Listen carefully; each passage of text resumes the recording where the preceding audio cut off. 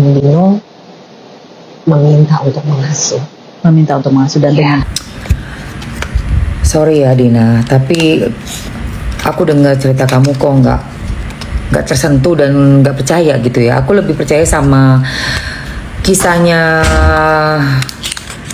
mamanya Reza Rosano ya, mama sambungnya ya Bu Ratih. Karena ya logika aja deh, waktu itu kan Om Dino sama Tante Ratih ini sudah punya anak yang SMA kan, yaitu kakaknya Reza, kakak sambungnya Reza ya.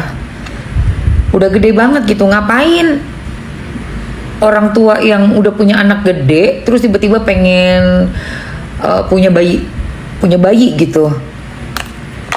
Kalau nggak memang ditawar-tawarin ya, kayaknya lebih cenderung percaya sama ceritanya Bu Ratih bahwa emang Reza tuh dibawa ke sana kemari karena nggak ada yang mau, keluarga terdekat ada yang udah punya anak laki, ada yang anaknya masih perlu biaya. Yang paling possible ya adik yang cowok ini yang ngambil gitu. Tapi bukan karena mau punya anak karena nggak punya anak laki, ya kayaknya nggak masuk akal banget gitu loh. Dan aneh sih, udah terkuak semuanya, tapi ceritanya Dena di podcast ini kamu tuh berbelit-belit banget ceritanya. Terus juga nggak mau ngasih tahu bapak kandungnya siapa.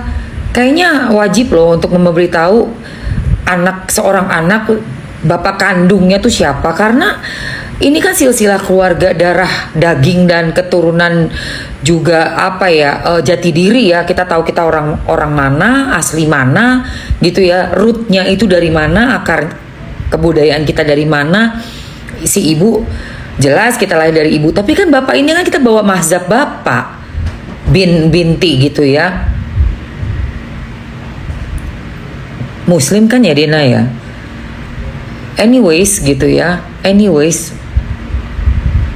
gue sih berharap bisa menemukan jalan damai gitu kan, jalan damai. Tapi kalau memang seperti yang pengacaranya Reza bilang tanggal 19, which is hari ini ya, tanggal 19 terjadi pertemuan atas permintaan dari Dena gitu, alangkah baiknya gitu kan. Dan kalau memang harus dibuktikan semua di pengadilan, karena sepertinya apa yang diucapkan oleh Reza nih banyak yang disangkal juga oleh Dena gitu, dengan menunjukkan chat-chat di depan Feni Rose. Aku rasa sih chat itu lebih baik dibawa sebagai barang bukti di pengadilan kalau memang ada sanggahan gitu kan terhadap cerita dari keluarganya Om Dino, Tante Ratih dan juga Reza gitu loh. Tapi apapun itu, come on, udah 24 tahun loh, selama itu baru mengakui setelah adanya kasus mobil ya kan. Ini kan bermula dari kasus mobil yang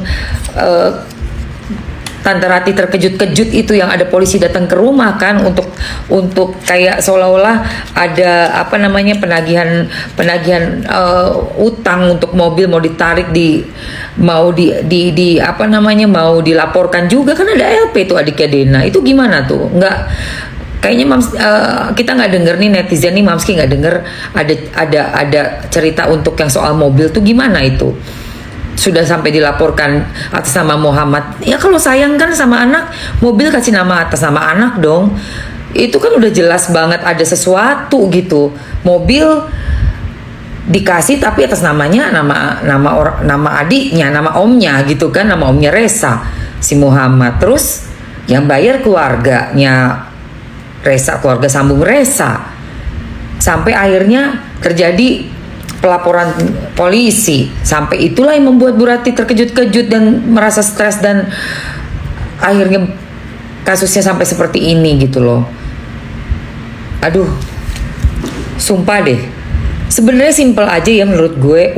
Udah memang salah, akui salah, dan ya udah bayar semualah apa yang memang harus diberikan sebagai bentuk terima kasih juga kepada orang tua sambungnya Reza ya, sebagai penebus dosa juga. Ya gimana, udah meninggalkan tanggung jawab sampai 24 tahun.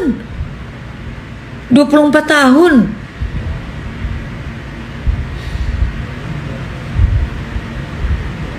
Aduh, kalau soal uang kuliah juga ya, uang kuliah itu kan gak langsung ke rekening Resa.